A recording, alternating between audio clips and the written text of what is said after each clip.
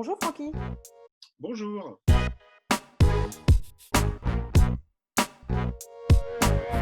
Alors, il s'agit du projet Macaire, qui est un projet qui vise à inventer et développer un nouveau dispositif d'aide à la respiration pour et exclusivement pour les patients atteints du Covid.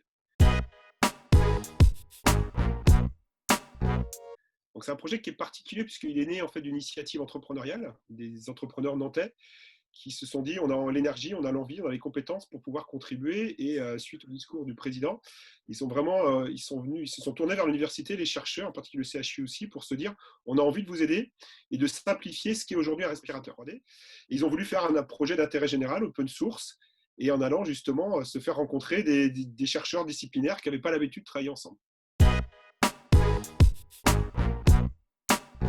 Donc les chercheurs, c'est plutôt des roboticiens, des gens qui travaillent, qui fabriquent la matière, des électroniciens. Le monde de la santé, forcément, on a les réanimateurs.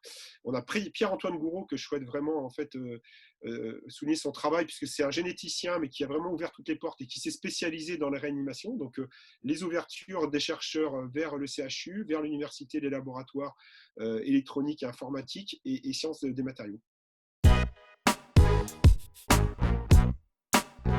Aujourd'hui, Macaire, il est vraiment 100% focus sur le Covid. C'est pour ça qu'il a été simple à fabriquer en termes de composants, puisqu'en fait, on élude tout un tas de composants et de fonctionnalités qui ne servent à rien pour le Covid. Il a été pensé aussi pour éviter les ruptures d'approvisionnement et de pièces en particulier. Donc, en fait, on s'appuie sur tout un tas d'acteurs qui existent déjà, comme Parrot pour les moteurs.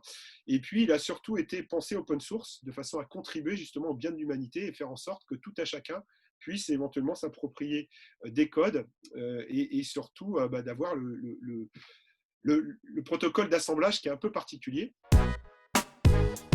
Voilà, j'ai envie de dire bravo à tous, bravo surtout au professeur Pierre-Antoine Gouraud et forcément à l'initiateur Quentin Adam. Merci beaucoup Francky, à très bientôt. Merci beaucoup.